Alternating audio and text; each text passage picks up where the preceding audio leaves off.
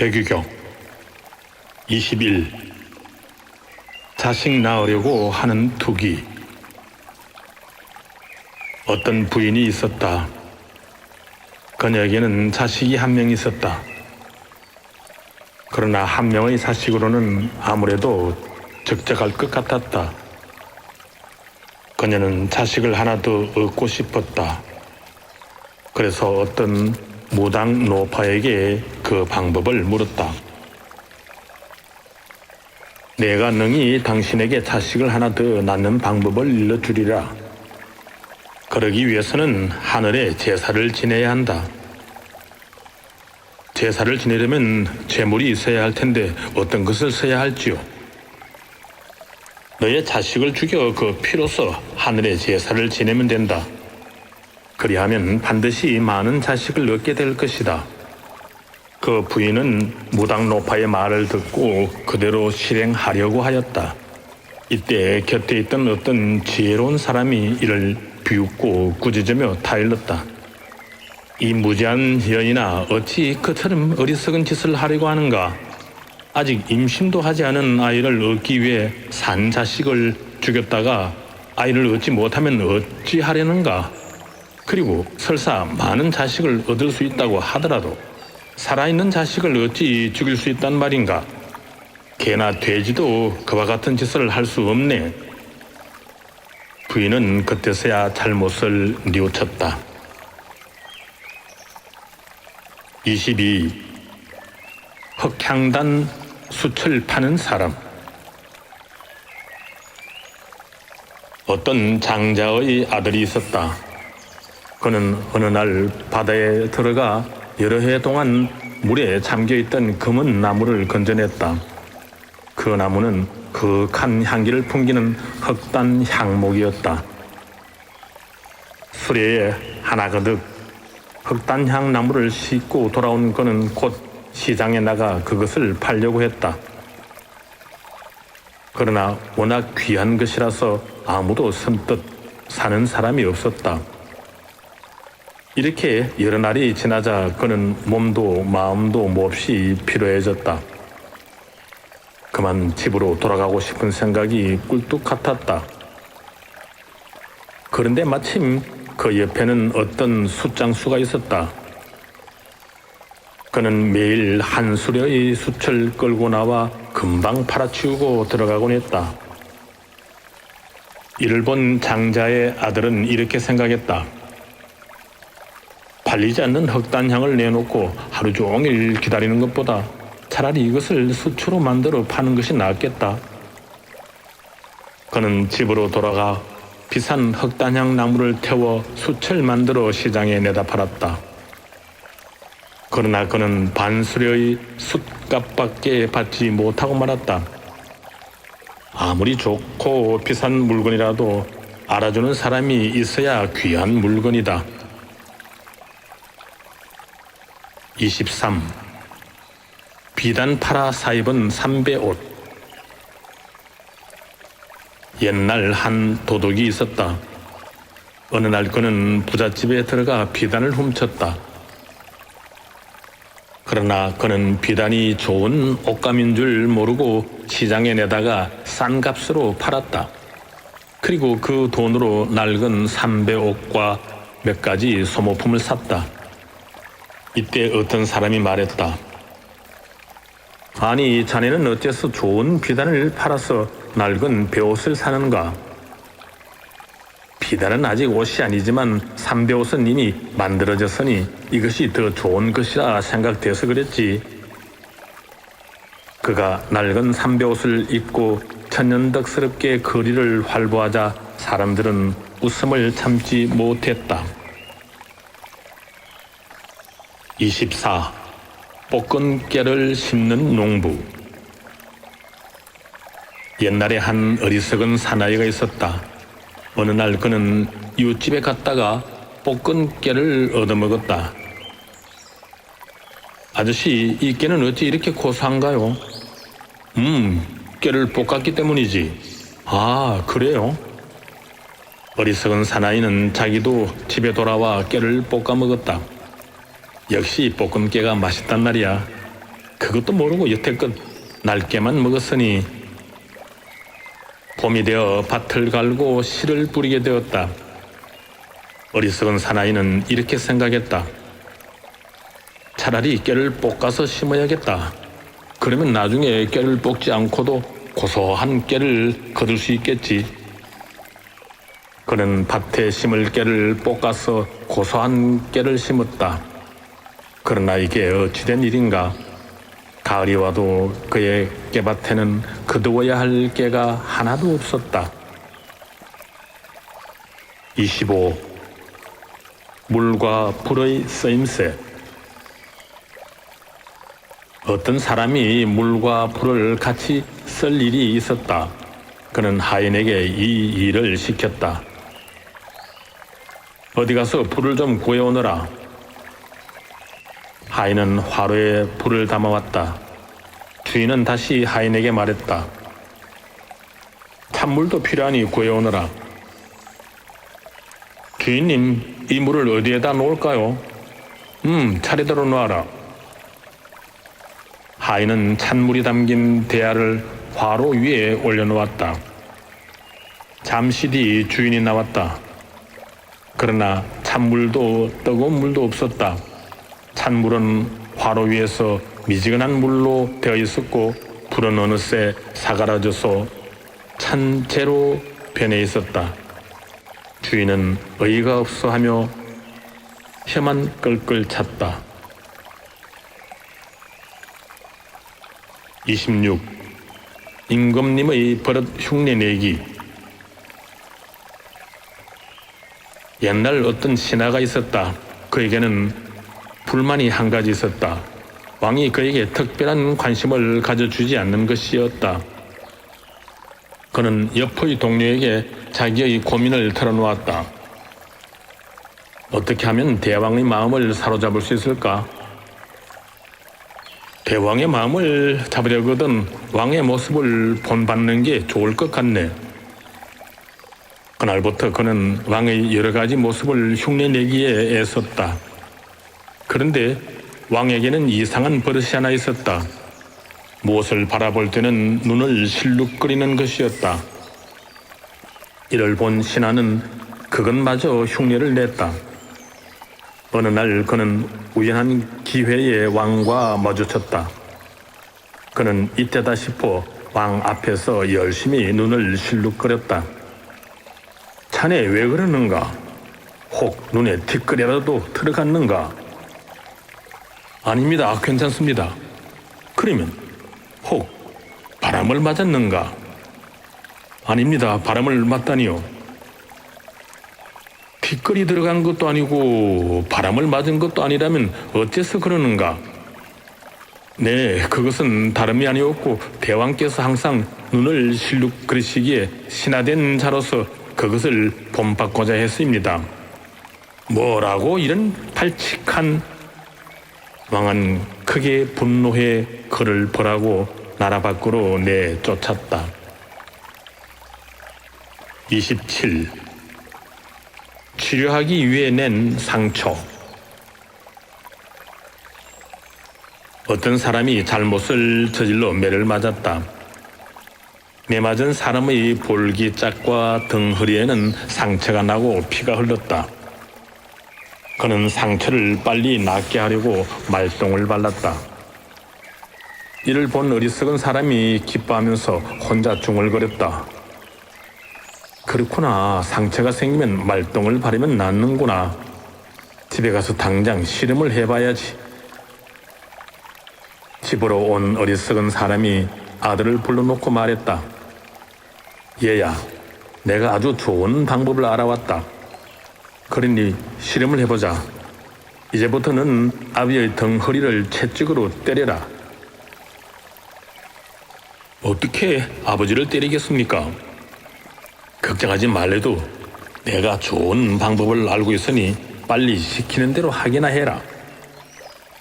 아들은 어쩔 수 없이 아버지가 시키는 대로 채찍으로 등을 때렸다. 어리석은 사람의 등허리에는 금방 상처가 생기고 피가 흘렀다. 그는 얼른 말똥을 등허리에 바르고 이제 곧 치료가 될 것이라며 기뻐했다. 28. 아내의 코 수술. 한 사나이가 결혼을 하여 아름다운 여인을 아내로 맞았다. 아내는 마음씨가 비단결처럼 곱고 몸가짐도 흐트러짐이 없어서 사나이를 흡족하게 했다. 그러나 딱 한 가지 흠이 있었다. 다른 곳은 다 예쁜데 코가 좀 못생겼던 것이다. 코만 좀 예뻤더라면. 사나이는 아내의 코가 못생긴 것을 못내 아쉬워했다. 어느 날 사나이는 밖으로 나갔다가 아름다운 코를 가진 여인을 발견했다. 그녀는 다른 곳은 다 볼품이 없었으나 코가 오똑한 것이 꼭 조각 같았다. 옳거니 저 코를 베어다가 아내의 코에 갖다 붙이면 아내는 나무랄 데 없는 미인이 되겠지. 사나이는 그 여인을 숲으로 끌고 들어가 코를 베어 가지고 집으로 돌아와 아내를 불렀다. 여보, 빨리 나와봐요. 내가 당신에게 주려고 예쁜 코를 가져왔소. 사나이는 아내가 나오자마자 못생긴 코를 베어버리고 잘생긴 남의 코를 그 자리에 붙이려 했다. 그러나 어쩌면 좋단 말인가. 잘생긴 남의 코가 아내의 얼굴에 붙지 않았다. 뿐만 아니라 아내는 있던 코마저 없어져서 더욱 흉한 모습이 되었다. 흉한 모습도 모습이지만 코를 베어낸 고통 때문에 얼굴이 하얗게 질리면서 쓰러졌다. 사나이는 자신의 생각과는 전혀 반대로 전개된 상황이 믿어지지 않는 듯 어쩔 줄 몰라 했다. 29. 황당한 얘기 믿다가 당황해하는 벌거숭이. 날품을 팔아야 먹고 살 수 있는 가난한 사람이 있었다. 입을 옷조차 변변치 못했던 그는 어느 날 남의 일을 해주고 그 대가로 굵은 베옷 한 벌을 얻어 입었다. 그가 굵은 베옷을 입고 거리에 나서자 어떤 사람이 그에게 말했다. 보아하니 그대는 단정한 귀인의 아들 같은데 어째서 그런 굵은 베옷을 입고 있는가? 저는 가난해서 좋은 옷을 입을 만한 형편이 못 됩니다. 그거 참 안 됐구려. 그러나 내가 좋은 방법이 있소. 그대에게 좋은 옷을 입을 수 있는 방법을 가르쳐 줄 테니 그대로 따라하시오. 가난한 사나이는 기뻐하면서 그 방법을 물었다. 그 더러운 옷을 벗어 이 불 속에 던지시오. 그러면 좋은 옷이 나올 것이오. 그러다가 좋은 옷이 생기지 않으면 어떻게 합니까? 아, 글쎄 내 말을 믿으라니까. 내 말을 믿고 그 헌 옷을 불에 태우면 정말 좋은 옷이 생긴다니까. 설마 내가 멀쩡한 사람 앞에 놓고 거짓말을 하겠는가? 가난한 사람은 그가 워낙 자신만만하게 말하자 그 말을 믿고 베옷을 벗어 불 속에 던졌다. 그러나 그가 베옷을 벗어 불태운 자리에는 바라던 좋은 옷이 나타나질 않았다. 그는 새 옷을 입기는커녕 헌 옷마저 잃어버리고 어쩔 줄 몰라 했다. 30. 결혼하지 않고 아들 낳기. 양치는 사람이 있었다. 그는 양을 잘 키워 그 숫자가 만여 마리에 이르렀다. 그러나 그는 욕심 많고 인색하여 사람들로부터 자린 고비로 불렸다. 이런 소문을 들은 어떤 간교한 사람이 그를 꾀었다. 나는 아주 예쁜 여자를 알고 있다. 너는 재산도 많고 하니 그 여자를 아내로 맞이하는 것이 어떤가? 내가 추천해 주겠다. 욕심 많은 사람은 예쁜 여자를 아내로 맞을 수 있다는 말에 입이 귀 밑까지 찢어질 만큼 좋아했다. 그는 매우 기뻐하면서 그에게 수백 마리의 양을 선물로 주었다. 그런 뒤 다시 얼마의 세월이 흘렀다. 감교한 사람은 다시 자린 고비를 찾아와 이렇게 말했다. 아주 기뻐할 일이 생겼다. 너의 아내가 오늘 튼튼한 아들을 낳았다. 양치는 사나이는 아직 그 아내의 코끝도 보지 못했는데 벌써 아들을 낳았다고 하니 더욱 기뻐했다. 그래서 이번에도 그에게 수백 마리의 양을 선물했다. 얼마 뒤 다시 그가 찾아와 말했다. 이거 어쩌면 좋은가. 너의 아들이 그만 죽고 말았다. 참 안 됐네. 양치는 사나이는 이 말을 듣고 하염없이 슬프게 울었다. 30일. 만드는 사람과 부수는 사람. 옛날 어떤 종교의 스승이 큰 잔치를 베풀기 위해 그 제자에게 심부름을 시켰다. 잔치를 하려니 질그릇이 필요하구나. 너는 지금부터 시장에 나가 옹기장이 한 사람을 품삯을 주고 사오너라. 제자는 스승의 말대로 옹기장의 집으로 갔다. 옹기장의 집에는 그가 만들어 놓은 질그릇이 차곡차곡 쌓여 있었다. 옹기장이는 그 그릇들을 시장에 내다 팔기 위해 일꾼을 시켜 나귀 수레에 싣고 있었다. 그런데 일꾼이 잠시 한눈을 파는 사이 나귀가 뒷발로 그릇을 걷어차 모두 부숴버렸다. 옹기장이는 안절부절 괴로워하다가 끝내는 주저앉아 울음을 터뜨렸다. 왜 그렇게 슬퍼하고 괴로워하십니까? 심부름 간 제자가 물었다. 저 그릇들은 온갖 고생을 다해가며 만든 것이오. 이제 시장에 내다 팔아 돈을 마련하려고 했는데 저 고약한 낙이란 놈이 잠깐 사이에 모두 부셔버리고 말았소. 그러니 어찌 괴롭고 슬프지 않겠소? 심부름 간 제자는 이 말을 듣고 기뻐하면서 말했다.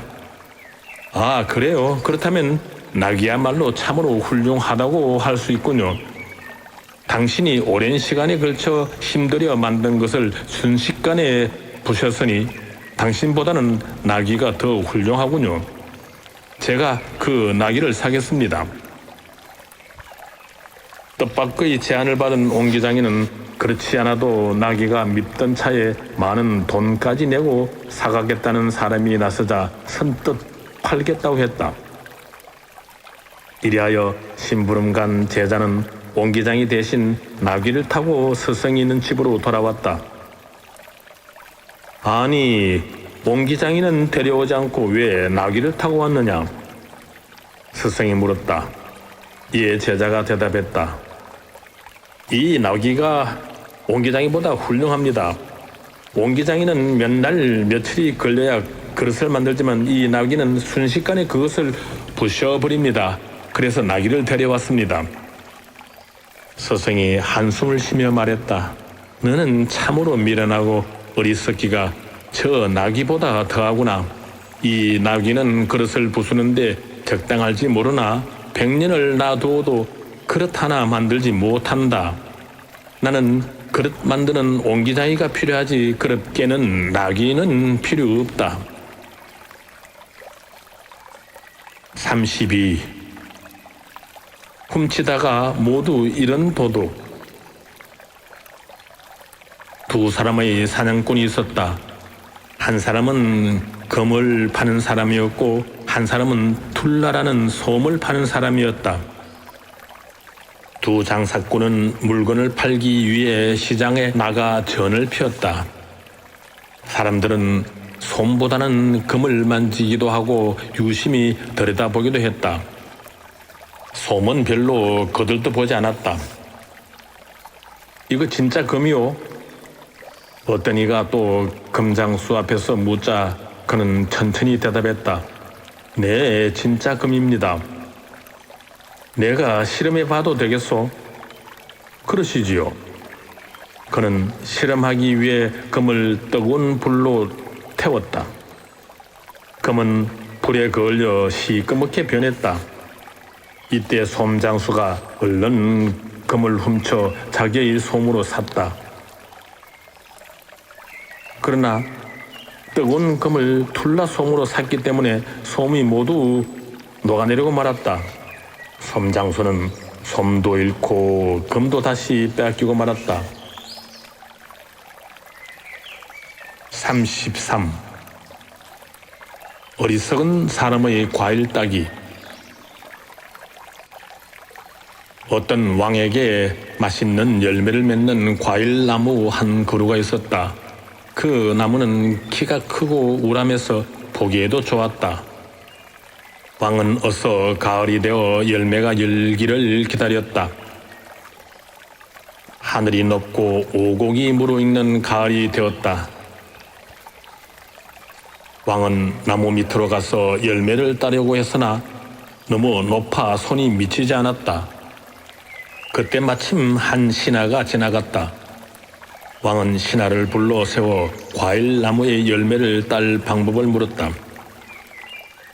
대왕이시여, 이 나무의 열매는 높은 곳에 매달려 있어서 아무리 먹고 싶어도 손에 넣을 수가 없습니다. 저의 생각으로는 나무를 베어 열매를 딴 다음에 다시 세워놓는 것이 좋을 것 같습니다. 그러면 그렇게 하도록 해라. 신하는 곧 일하는 하인을 시켜 나무를 베도록 했다. 그러나 나무가 쓰러지면서 열매는 뭉개져 버렸다. 또 나무는 다시 심었으나 뿌리 없는 나무는 이내에 말라 죽었다. 왕은 열매도 얻지 못하고 나무만 잃고 말았다. 34. 50리를 30리로 줄이는 법. 어떤 마을에 아주 맛있는 우물이 하나 있었다. 그 소문이 나자 원건에서 많은 사람들이 물을 길러갔다.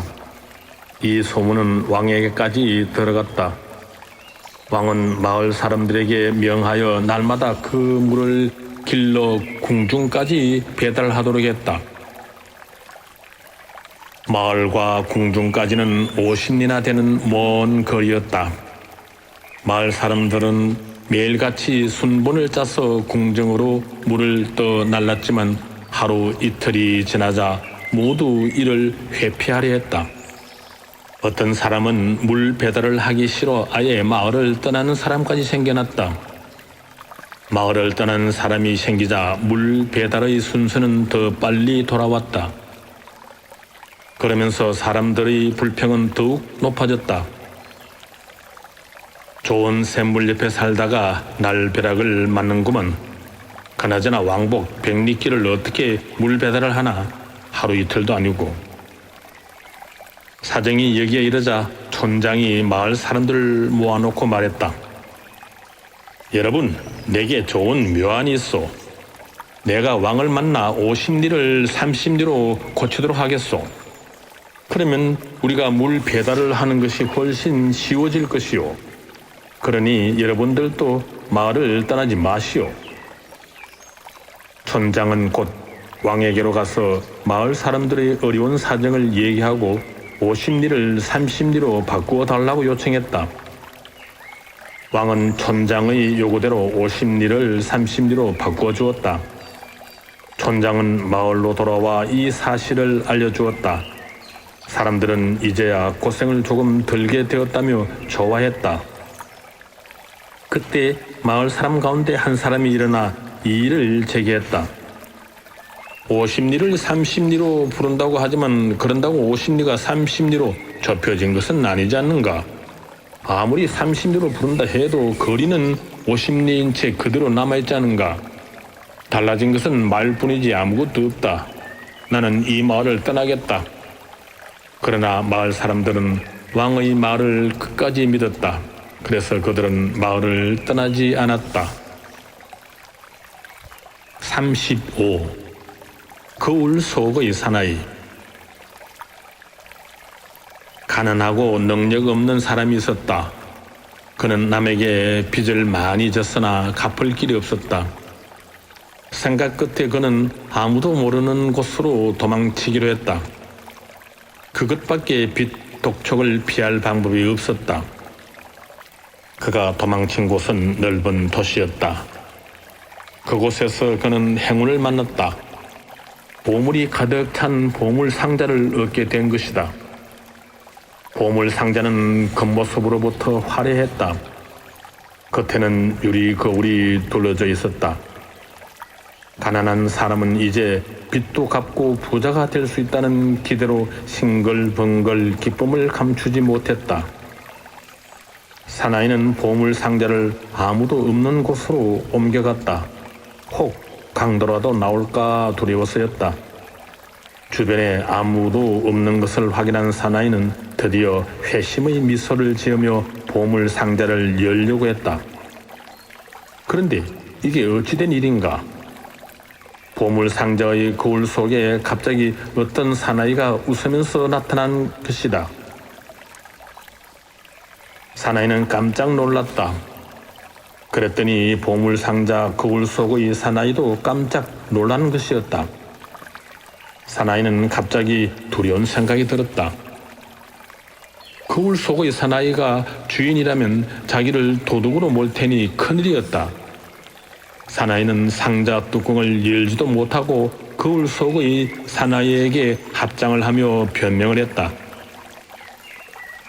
나는 이 상자에 보물이 들어있다고 생각하지 않았다. 빈 상자인 줄 알았다. 정말로 당신이 이 상자의 주인인 줄 몰랐다. 그러니 화내지 않았으면 좋겠다. 그랬더니 거울 속의 사나이도 합장을 하는 것이었다. 사나이는 그가 자기의 변명을 듣고 용서하는 줄 알고 재빨리 뒷걸음질을 해서 도망쳤다. 36. 수행자의 눈 빼는 어리석음. 어떤 사람이 산에 들어가 신선수를 닦아서 신통을 얻었다. 그가 얻은 신통은 능히 땅속에 있는 것까지 꿰뚫어 볼 수 있는 능력이었다. 국왕이 이 소문을 듣고 기뻐하면서 한 신하에게 말했다. 어떻게 하면 그 사람이 다른 나라로 가지 않고 이곳에 머물게 할 수 있을까? 왕의 속셈은 그의 신통력을 이용해 땅속의 보물을 캐내 창고를 가득 채우기 위한 것이었다. 국왕의 말을 들은 신하는 그가 있는 곳으로 가서 그의 두 눈을 뽑아왔다. 대왕이시여, 그의 신통한 눈을 뽑아왔습니다. 그는 이제 아무 곳으로도 가지 못하고 항상 이 나라에 있을 것입니다. 그러자 왕이 놀라서 말했다. 내가 사람을 여기에 있도록 욕심을 낸 것은 땅속에 묻혀있는 보물을 보기 위함이었는데 네가 지금 그의 두 눈을 뽑아봤으니 그가 어떻게 그 일을 할 수 있겠는가? 왕은 어리석은 신하의 잘못된 행동에 한숨만 쉬었다. 37. 목동의 자포자기. 250마리나 되는 소를 키우는 사람이 있었다. 그는 항상 때가 되면 풀이 있는 곳으로 소를 몰고 가 풀을 뜯게 했다. 어느 날이었다. 그날도 소를 몰고 나가 풀을 뜯게 했다. 소들은 한가롭게 풀을 뜯었다. 사나이는 느긋한 마음이 되어 한눈을 팔았다. 그때였다. 어디선가 호랑이 한 마리가 나타나 소 한 마리를 잡아먹었다. 사나이는 낙심천만이었다. 한 마리를 잃었으니 이제 250마리라는 숫자는 완전해질 수 없게 되었구나. 나머지는 있으나마나 쓸모가 없게 되었구나. 이렇게 탄식한 사나이는 곧 소떼를 깊은 구덩이와 높은 언덕으로 몰고 가 밀어넣어 죽여버렸다. 사나이의 얼굴에는 짙은 슬픔의 그림자가 지워지지 않았다. 채우려는 욕심에 모든 재산을 잃은 목동의 어리석음에 사람들은 비웃음만 보냈다. 38. 더 이상 필요 없는 물. 어떤 사람이 길을 가다가 목이 말랐다. 어디에 마실 물이 없을까 하고 살피던 그는 마침 나무 홈통을 타고 맑은 물이 흐르는 것을 발견했다. 그는 나무 홈통을 타고 흐르는 물을 실컷 마셨다. 그리고 얼굴도 씻고 머리도 감았다.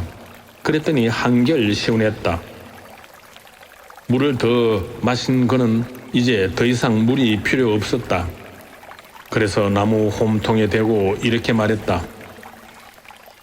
이제 물을 실컷 마셨으니 더 이상 물을 흘러보내지 말아라. 그러나 나무 홈통에서는 계속 물이 흘러내렸다. 몇 번을 말했지만 결과는 똑같았다. 그는 화를 내면서 말했다. 이제 물은 필요 없대도 물을 흘려보내지 말라는데 왜 자꾸 흘려보내는가? 이때 어떤 사람이 그 옆을 지나가다 이를 보고 비웃으며 말했다. 이 사람아, 물을 다 마셨으면 네가 떠나면 될 것을 왜 홈통 보고 물을 흘려보내지 말라고 하는가? 높은 곳에서 낮은 곳으로 흐르는 것이 물이 아니던가? 사물의 이치를 모르는 어리석음에서 오는 무지의 소견이라. 39. 최선과 최악 사이. 어떤 사람이 남의 집을 방문하게 되었다. 그 집 주인은 마침 담벼락을 바르고 있었는데 그 바탕이 편편하고 깨끗해서 보기에 아주 좋았다. 그가 궁금해 주인에게 물어보았다. 진흙이 무엇을 섞어 바르기에 이처럼 보기에 좋은가? 벼와 보리를 물에 푹 담가 두었다가 그것에 진흙을 섞어 바르면 이렇게 된다네. 주인의 설명을 들은 그는 이렇게 생각했다. 벼와 보리를 섞어서 서는 것보다 벼만 선다면 벽이 더 희고 깨끗해질 것이다. 진흙도 잘 섞일 것이고. 그는 벼가 보리보다 더 좋은 것이므로 좋은 것만 쓰면 더 좋을 것이라고 판단한 것이다. 그는 집에 돌아오는 즉시 곧 벼만 물에 담갔다가 그 물에 진흙을 섞어 벽을 발랐다. 그러나 어찌된 노릇인지 진흙도 잘 섞여지지 않을 뿐더러 벽도 잘 발라지지 않았다. 결국 그는 벽만 버리고 말았다. 40. 환자도 대머리, 의사도 대머리. 한 작은 마을에 어떤 사나이가 있었다. 그에게는 고민이 한 가지 있었다. 머리에 털이 하나도 없는 대머리 때문이었다. 마을 사람들은 머리카락이 없으니 머리 손질할 일도 없고 편해서 좋겠다고 말했지만 그것은 단지 위로의 말에 불과했다. 사람들은 돌아서면 대머리가 거울처럼 반짝거린다는 둥 우스갯소리로 놀려댔다. 대머리가 사람들의 놀림감이 되는 것도 기분 나쁘지만 더욱 그를 괴롭힌 것은 대머리 그 자체였다. 머리털이 없으니 여름에는 덥고 겨울에는 추웠다. 또 모기나 벌레가 덤벼들어 물었다. 이렇게 밤낮으로 괴로움을 당하던 그는 어느 날 용한 의사가 있다기에 찾아갔다. 어떻게 약으로 고칠 방법이 없을까 싶어서였다. 선생님, 저는 머리에 털이 하나도 없어서 여러 가지로 고통받고 있습니다. 제발 좀 저를 치료해 주십시오.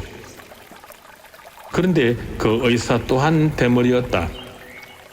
의사는 자기가 쓰고 있던 모자를 벗으면서 사나이에게 말했다.